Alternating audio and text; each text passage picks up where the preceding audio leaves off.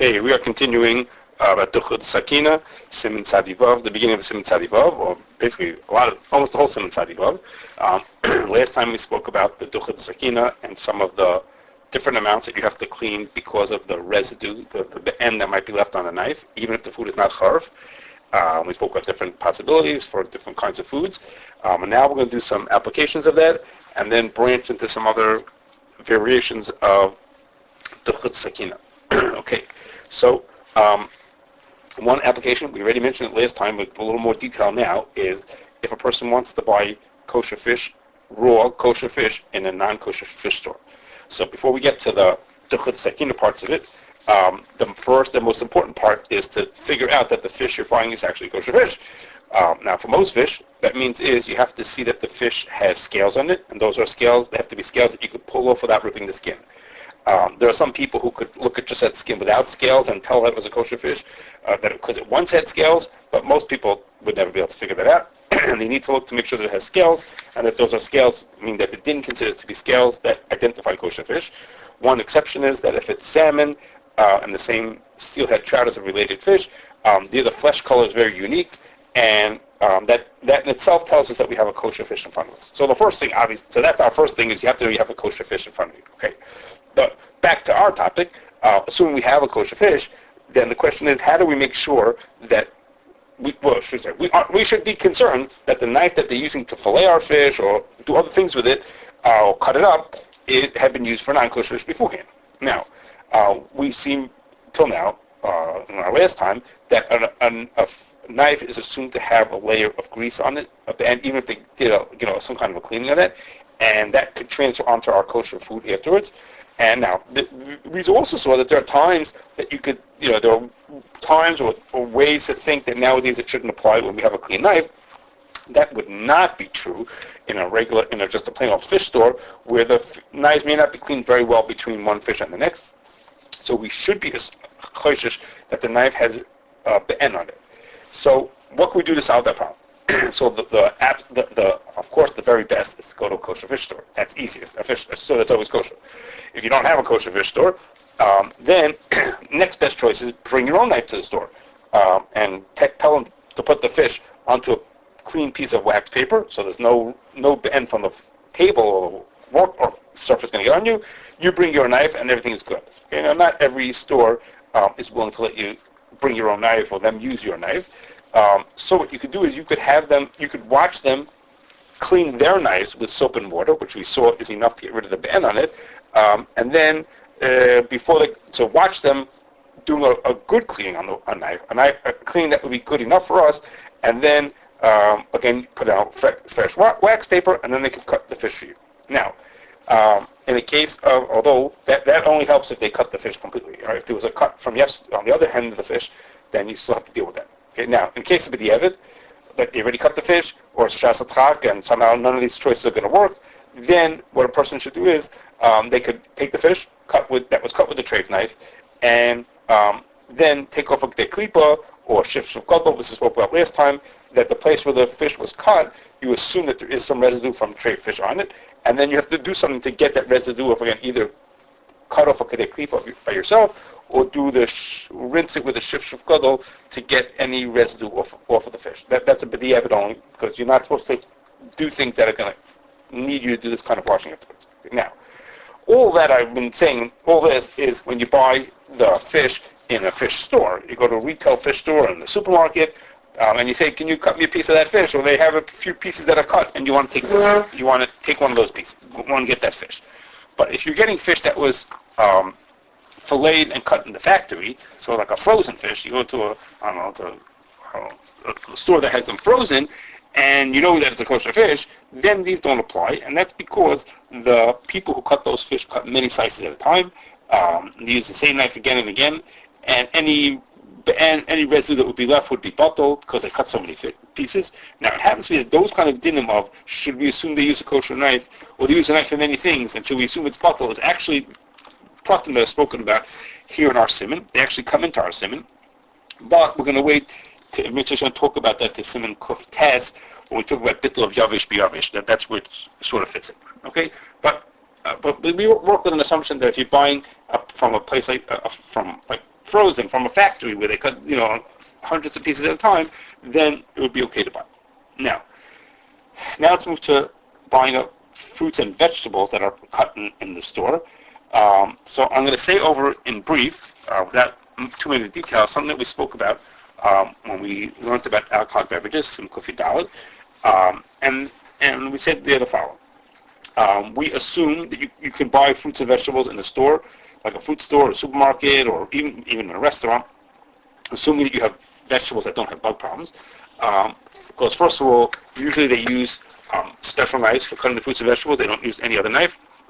And also, as I just mentioned about the fish, they cut a lot of pieces at a time, and therefore they cut enough pieces that whichever the treif one is going to be bucked in the kosher ones. Okay, now those, when we spoke about a Kufi Daled, it was based on, those are based on halacha here in Hilchos Bas B'chol, but and the din here says that you can even do it for davar charv. The example here is lemons. Okay, so the Achronim ask on that din in Kufi Daled, it talks about that you cannot buy olives cut with a non-kosher, because they cut with a non-kosher knife because they're charv.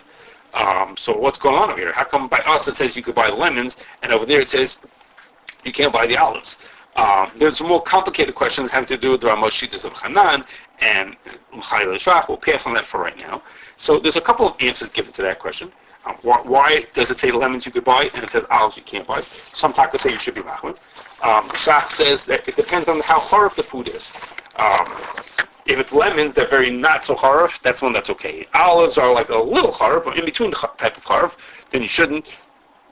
And the chiltas, which is the case in the Gemara and in Kufi Daled, is the most harif. So, and he says the machaber is makeup for lemons, and you only have to be machmir for the olives and the chiltas type of cases. Okay, it's another shita. Chavsta says you don't have to be machmir for Pesach. But Yehuda says that no, the whole question is not a question. He says you're allowed to buy the lemons or any other olives. That makes no difference. The reason why over there in the case of the olives the Shulchan Aruch is being machmir is because the guy just cut one olive for you. So if he cut one, then there's this whole idea of Bitul that he cut so many pieces doesn't apply. But by us, we're speaking about a person who cuts many pieces, like would be in a supermarket or wherever. And in those cases, then we don't have to worry about, because we have Bitul considerations that the treif 1 or 2 pieces are bottled and all the rest of them. Okay, all this is for davar charv. The Chacham says like the Shach that you should only be made by the ones that are the least charv, like lemons. But the Aruch and I think most contemporary poskim follow what the Ramah says, like the Yehuda says, which is that it's fine unless you're buying like a person who just cut 1 or 2 pieces. If you cut lots of pieces at a time, then you're okay. When we get to later in these dinim, not today, a different time, talk about L'chayil Shvach, we will hopefully get back to talking about lemons and things like that. Okay, so all till now we talked about Duchkah the Sakina for something that was cut. Okay, that's the case of the Gemara. Is that you cut you cut tznain on radish with a knife, or another Gemara they cut a chiltis, but both the cases are things that were cut. So the Rishonim but assume, it's a Sefer Truma and a Rashba who assume that the same thing is true if you grind something with a pestle. You grind in a davar charv. That means the case of spice. The case is given as spices. If you grind them also, and the Pri Megadim says the pshat is that he says mali chozek hadicha or duchkah sakina. The point is that it's the pressure when you cut something. It's not the cutting per se. It's the pressure of the knife pressing down so hard on the thing that's being cut that causes it to be cut. That it's that pressure that causes time to transfer in ways that are special. So he says the same thing happens if I crush something with I grind something. I get the same idea. And this shita, as we're showing him, is nobody argues that we know of, and it's brought Shulchan Aruch. Okay, Shulchan Aruch brings it in Halacha Gimel. Okay, now I keep talking about it from the way of saying that in the case of Shulchan Aruch is the case you ground spices, a davar charv. So now when we spoke about knives, we said that knives have a problem, that they have Duchkah Sakina, that has special rules for double charv. But we also said, Rashi brings, that knives are assumed to not be clean. They're assumed that they have this shuman karash alehem. This shuman, this grease is stuck onto them. Okay, so in Bali Shulchan he brings a shayla nachronim about whether we should be choshesh for that same thing by this pestle when you're grinding something. Should be choshesh that also. Is it just for knives that has this thing, or anything that you do grinding with? And one of his rayas, one of the rayas that he brings to be makeup, to say no, you don't have to be choshesh be'en, is that the mechaber. Again, the Ramah is going to argue on this prat, but the mechaber, when he says over this din, he says it's talking about that you ground the spices in a machdeshes that had been used within 24 hours. For fleshes, you ground the spices. So why do it have to be used within 24 hours? 24 hours has to do with tam coming out, and whether you can get tam out of the thing. Okay, and that's a reason to talk about ben yoimoy because of tam getting out of it. But what about the be'enam that's stuck on the outside of the knife, which we saw that's such a chashash, even like if it's not doucharv. What about the be'en that's left on there? That implies that there's no concern of, we don't have to worry about be'en being left on this thing. That's that's a good raya. One could argue that, right? You could say that our case is different because it's grinding things. It's not slicing them, it's grinding them. We're going to see later today Prima Gardner, who says when you grind things, basically all the be'en gets mixed into this powder. You ground it into a powder, and now it's a taruvis where it's going to be bottled. So the reason, if it would be the amount that's in there is not it's so little be'en that's going to be left on the thing that it's going to be bottled. Okay. Anyhow, that's why he has to talk about that this tam, because the be'en wouldn't have been such a problem. Anyhow, so here's this, the Bali Shulchan says you could be makel and assume that this grinding device is clean, and it's a machlokes in the achronim how to understand what the mechaber is talking about. But the ma'isa, you have to look at each situation separately and say, is this thing usually clean or is it not clean? How much should we be worried that things are clean or not clean? Now we spoke last time that we worry when we have duchkah sakin, it forces things to get stuck on so well. L'chari, that should apply in any case. So it's really a matter of, do they clean well, do we not clean well? L'chari, you should have to figure this out. Okay, so now, after you hear me saying all this about grinding could cause duchkah sakina, has a problem with duchkah sakina, which is din Shulchan Aruch. So someone might wonder that we should say the same thing about their dental appliances, like fillings and crowns and fillings and crowns, things like that, because now we assume usually that there's no blios into the actual teeth, in real teeth, things of living items. But what about if I have a blia into my crown and now I eat a double charv? Now, usually most people don't have blios of treif into their mouth. That's pretty unusual. But everyone has the potential, or could think that they have the potential of blios of chametz in their mouth. So then, if on Pesach I go eat a double charv, do I have a problem now? Does that cause the tam to come out and make my food chametzdik? Okay, because the reason why I'm saying it is because chewing is the same thing as grinding, the same idea. So if grinding causes the sakina, then should I be worried to eat a double charv on Pesach because of the blia of chametz that I have in my teeth? So that sounds right, except the problem is the initial assumption is l'chara is not correct. The initial assumption is that there are blias in my fillings or my crowns in the first place, and that's something that most people don't agree with. We spoke about this when we did Hagos Kalim, and that is most people assume that there are no blias into a person's dental appliances because it's not hot enough, and other reasons that are like that. So most people assume that there's no blias in the first place. So if there's no blia, I don't have to worry about what I chew. But there are people who are makbid, and some of those people don't eat any double charv from Pesach. That's a very big chomer, especially if you want to eat maror. But there are also the people who will not eat anything, any hot chametz for 24 hours before Pesach as a way of avoiding these kind of issues. Make sure that any time is in the ben yoimei, so then even if you eat a double charv, there are a lot of tzirufim at that point to be more mekel. Okay, it's not before you run ahead and dunk your braces into your teeth into boiling water. It's usually not possible to do hakol. It's just a side point. Okay. Okay. Let's move on to another thing. Now that we've said that crushing or grinding a double charv is an example of duchkah sakina, that means is that if you do that, tam will transfer from the pestle of what you're grinding with and the double harv. So in the case of Shulchan Aruch, you're grinding spices. So the spices get tam from the pestle. If it was fleshig before, those spices can't be eaten with milk citrus. So Shulchan says that the same, not only does it cause tam to go into the spices, but it also causes tam to transfer into and out of the plate, or the surface that you're working on, that the harv is on. So that means that if you take a kosher knife and you take an onion and you cut the kosher knife on a treif plate, so the tam from the plate is absorbed back into the onion.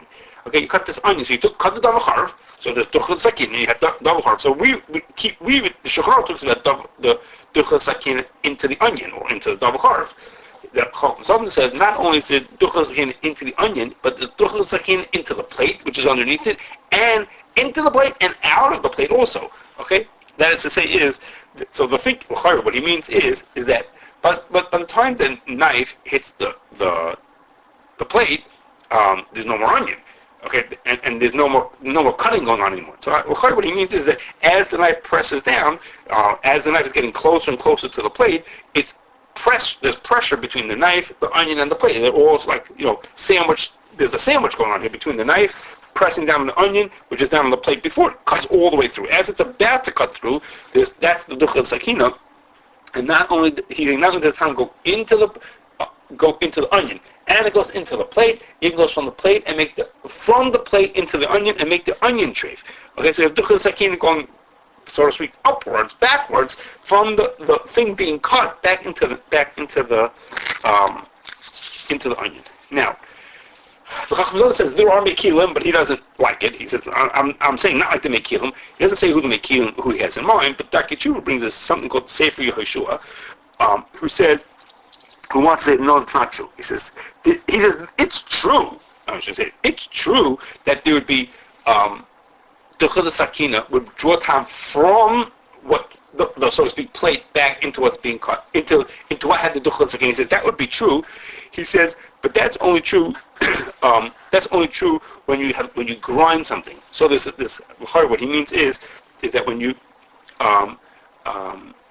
grind something, the piece that's grinding, it's a large surface, it's like wide, and it's pressing that on the double harv and the plate at the same time. When you cut with a knife, there's only the very tiniest edge of the blade, the narrowest, pointiest part of the blade that's pushing down. The size of the knife cut through the onion, fine.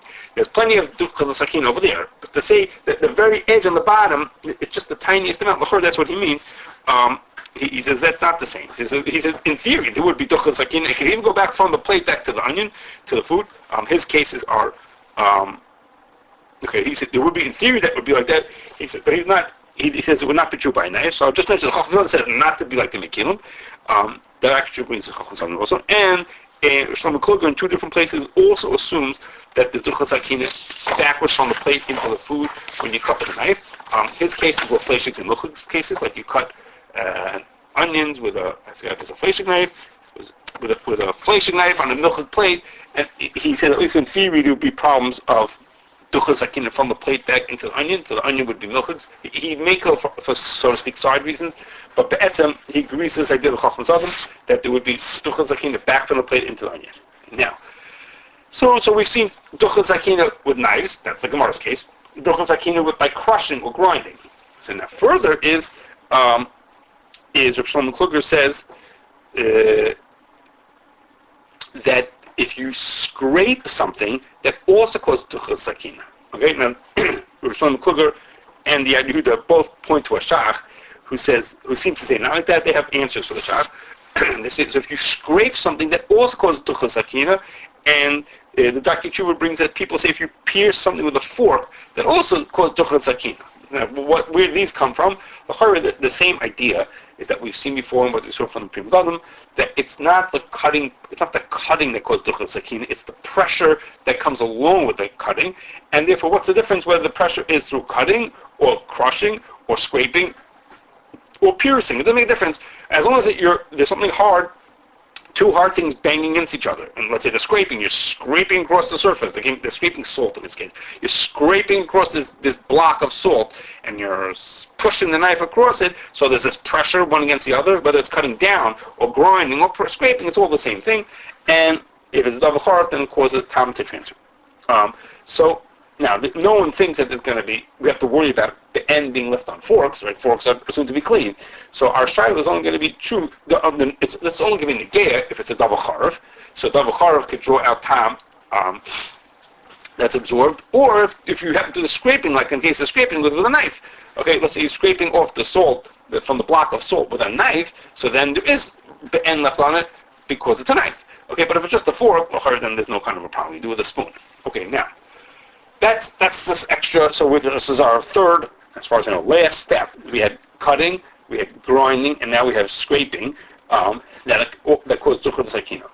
So when you sharpen a knife, you're essentially, what you're doing is you're rubbing the knife against a rough surface, or rubbing the rough surface against a knife. Okay, it's essentially a scraping. You're rubbing, the knife is back and forth on this hard surface, or this rough surface, or the other way around, you're rubbing the rough surface on the knife, and l'chayra, that rubbing action is a form of Duchkah Sakina.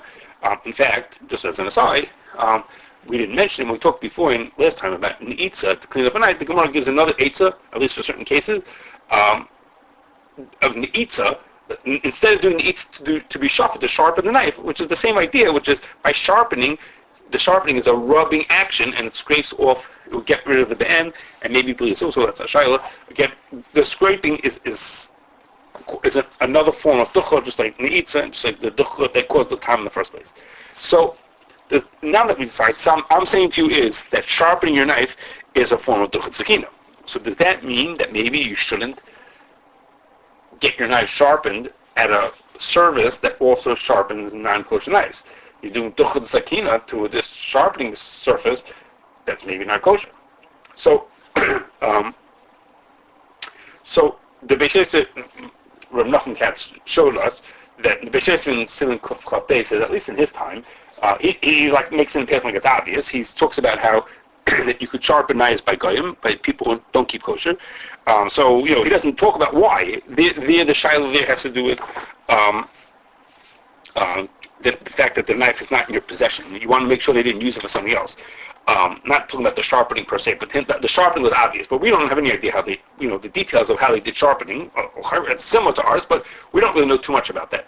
But in modern knife sharpening, people only sharpen knives that are clean. People don't sharpen knives that are dirty, which means is that they're going to be washed with soap and water before, to make sure that they're clean before you get started. So, seemingly, we can be pretty sure that when the knife gets sharpened, there's no residue on the knife, and memela, there's no residue on the sharpening equipment either. Well, if the sharpening equipment has no ban on it, then you don't have to worry about. There's no double charav here, so the sharpening equipment is not charav. So we don't have to just worry about. We don't have to worry about time getting onto the surface. We don't have to worry about time getting onto the surface. Then we don't have to worry about putting my knife on that surface. It's not trade altogether. Okay, now there's a little side question, which is, well, what about? Wait a second. When we sharpen the knife, there's friction and causes heat. There are those who argue that there's no heat. It's really hard to know. But there are those who said they measured it and there's no heat at all. I'm not sure if that's true. But maybe that's true, maybe that's not true. On the possibility that the friction does cause heat, so should we be concerned about time, now, not just about residue, but the time transferring? So here Nachum Katz again came to the rescue, and he says, no, the knife is only traced because it has Blios. So so the time can't transfer from the knife onto the grinding machinery. That's what he said like that. Now, in commercial knife sharpeners, usually have water spritzing on right at the area where they do the sharpening because they want to keep it from getting too hot. They're purposely spritzing water. So then we can't say because there actually is, so to speak, right. There's all this water pouring onto there. But then the opposite is that since they have all the water pouring onto it, then it's not hot either. You don't have to worry about hot of it. Okay. If a person is sharpening their knives at home, they want to use the same sharpener for milking and it's okay. Just make sure that they wash their knives with soap and water beforehand. There shouldn't be BM left on them. Okay, now, while we're talking about knife sharpening, I'll throw in two other things. The first is, and nothing to do with our din, the first is that sharpening services, especially commercial ones that deal with like restaurants and caterers, they will replace a knife if it gets ruined. Either it doesn't look good, it got ruined during the sharpening, it got ruined in your store, or they misplaced it, they can't find the knife you had, they'll just give you another one. So a person who sends a knife out, or a store that sends a knife out for sharpening, has to put a mark on it so that they know that the knife that they handed is the one that they get back. And that's actually what the Blios was talking about, those type of concerns. This way, when the knife comes back, you could see the mark or the hole or whatever you put into it that identifies it as your knife to make sure you actually got your knife back. And the second is, if you want to be sure that the sharpening place doesn't wash your knife, meaning like use a dishwasher or a hot sink to wash with tray knives, the person or the store should, first of all, choose a place that doesn't have this protocol. Some places have a protocol. Every knife that walks in, we put it through a dishwasher. So that's the first thing. Make sure they don't do that. And the second is make sure the knife that you send in is actually clean, so they don't have incentive to go ahead and clean it again by themselves. Okay. Now let's move on to one last, not one last, but one major thing and then one smaller thing. And that is like this. We saw that Duchkah the Sakina could draw Tom out in ways that would not happen if there wasn't any heat. Okay, now, we also saw, some time ago, a long time ago, when we spoke about not barnat, that not barnat doesn't apply for double charv. Because when Tom transfers into a double charv, but there's no not barnat, and it stays usher, even though it transferred a number of times. Okay? So, if I cut a cold double charv with a fleshig knife, that double charv cannot be eaten with milchis. We can't say not barnat, and even though there was two transfers, we can't say not barnat because it's double charv. We are concerned this time, even though it was cold, this time transfers. Okay, that case that I just said is actually the Gemara's case. The Gemara says, if you cut a radish with a fleshig knife, also you can't eat that radish with a dairy food because there's no not barnat and there is transfer of time. Okay, that's pretty forward. That's straightforward. That's thing we should be familiar with. Now, what happens now if I take this snine, this radish, this fleshig radish, and I cut it I cut it again, and this time with a parva knife. Okay? So now I have this radish that I can't eat with milchus. I cut it with a parva knife, and then I take that parva knife and I cut another double charv. I cut an onion. Okay? So I use the fleshig knife to cut the radish. Then I cut the radish a second time with a parva knife, and I use the second knife to cut this parva knife I used to cut an onion. Okay, that's like an example. But a more common example of how that happens is a person cut an onion with a fleshig knife, and then they pureed it in the food processor. Okay, and then later in the day you use it. So what happens is you cut the onion once, then you put it into the food processor. So the onions are fleshigs. Now the food processor was used to cut this double charv. And then you clean it out and you put in another onion which was not cut with a fleshig knife, just a plain onion that was cut with a parva knife, and you put it back into the food processor. Does that second onion is it fleshigs also? Are you allowed to eat that with milchus or you can't eat with milchus? So in both cases, our end product is an onion. In one case it was radish, then onion, so it was fleshig knife, cut the first double charv, and then the double charv was cut with something parv, either the food processor or the knife, and then that parv utensil was now used to cut a second double charv. The question is, can you use a second double charv with milchus or not? So the Magen Avraham says that you should not. You can't eat it with milchus. Even though there's 4 steps between the meat and the final food. We cut the meat with a knife, that's the first transfer. Then we use that knife to cut the radish or the onion. Then we use another knife or the food processor to cut this radish. And then we use then that food processor or the knife, we use to cut another onion. Okay? So even so, all the transfers of the double charv are not part of the not barnat chain. And therefore, even the last onion in the chain is also considered fleshig, and you cannot eat with milchus. So the Achronim have 2 issues with this psak of the Magen Avraham. The first is the Even Ozer. It's like well known, the Even Ozer's question.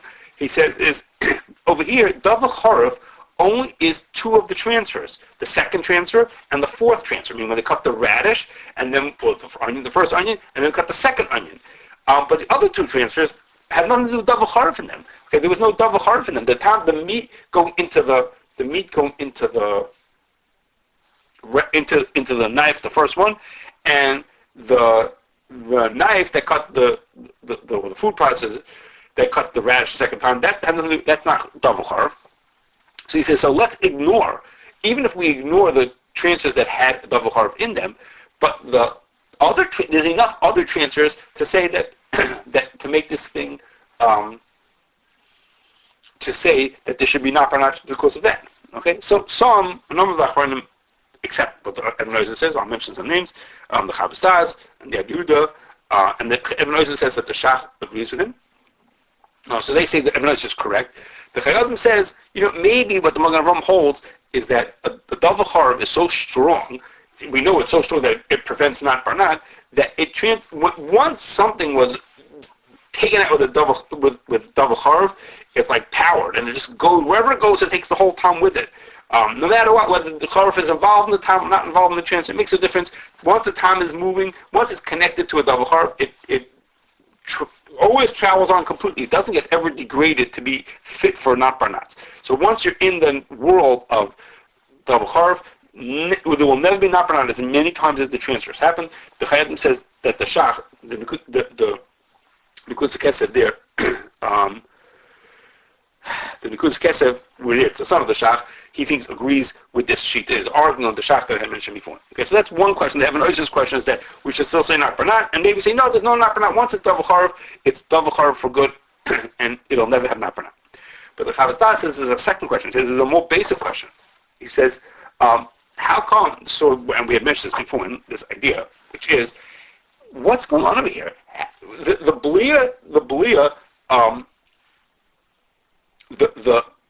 blia that's in the foods over here, in the first double harv, it's not that really fleishigs. The blia that's in the radish the tan that's in the radish it's not inherently fleishigs. It only has a blia of fleishigs. So we should say we have a rule. We want to say when we cut the radish was cut with a fleshig knife, so it became fleishigs. Good, got it. It absorbed time of fleishigs because it got time from a kli. But now we have the time that's go from the radish into the second knife or into the food processor. Well, that's balua in a food, and blias from a food don't transfer into kalim without roitiv.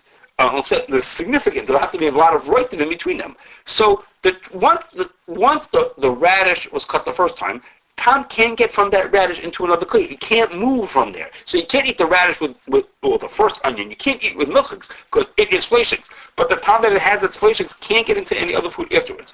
So forget about not barnat. He says, okay, let it not be not barnat. Who cares? But the second knife didn't become fleishigs at all. So if the second knife didn't become fleishigs, then there's no time going into the second onion or into the onion in the other case. Okay, so that's the Chavzas's question.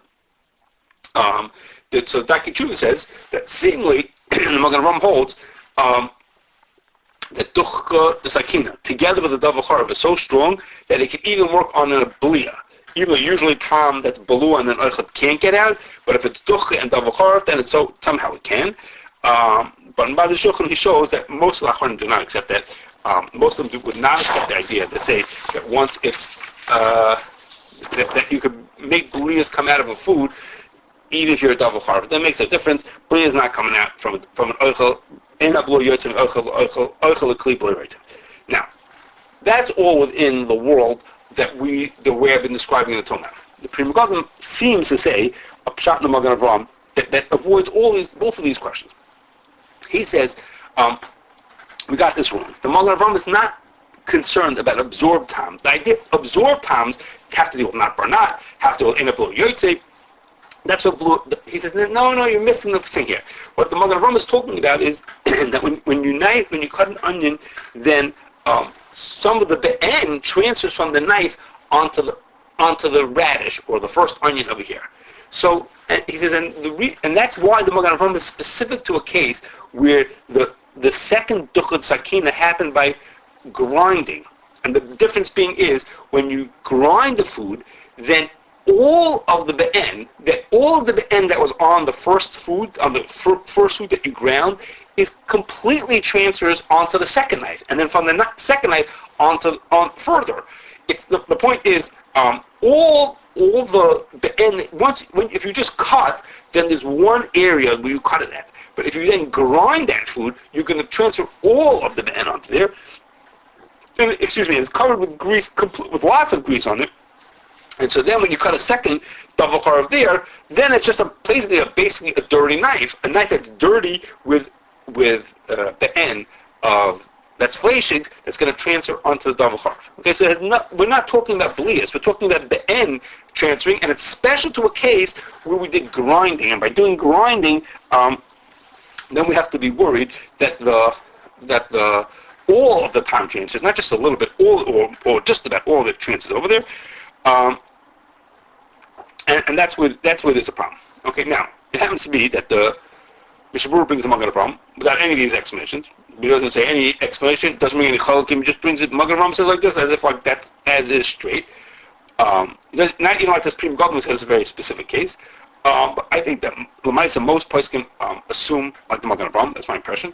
I'm sorry, do not assume like the Magen Avraham, especially in cases of B'diavad. And even the Chayadim says it could be that even the Magen Avraham is make up with the evidence. The Magen Avraham just says is you shouldn't do this l'chatchila shaloika din oisim what they do. Maybe it's with the evidence, but it's my impression that most achronim, I mentioned a bunch of names already. Most of the achronim do not agree with what this Magen Avraham says. I mentioned some of the names. Okay, so now we have one last thing to say, and that is Rikveka says that if you cut an onion or a double charav with a fleshik knife, and then you eat that knife, you can't eat that onion with milchiks, no problem. But he says you do not have to wait 6 hours after you eat that before you eat milchiks. He says the time was absorbed into the onion. That's true. He says, but it's not different than if you cooked in a fleshik pot. If you cook something in a fleshik pot, you don't have to wait 6 hours after that. So here too, it's not worse than being cooked in a fleshik pot. So if you eat that onion or that radish or whatever it is, you could eat milchiks right after. You just can't eat milchiks with it, but you can eat milchiks right afterwards. What about the opposite case? Somebody ate fleshigs, and then he wants to eat an onion or a radish that was cut with a milchik knife. Would that be okay? So Prima Gadim in Aruch says you cannot. You have to wait 6 hours before you eat that onion. You have to place where you eat that onion. But the Marsham, again, also in Aruch it's in Hilchos but the halachas of Shavuos by the milchiks. The Marsham says he brings a bunch of reasons to say why he thinks why this Prima Gadim is not arguing on Rabbi Kveiger. And he says, Be'etzem, he thinks you can eat it. It's fine to eat it right at the fleshings. Maybe even right afterwards, for sure. If you wait an hour, you could, but maybe even right away.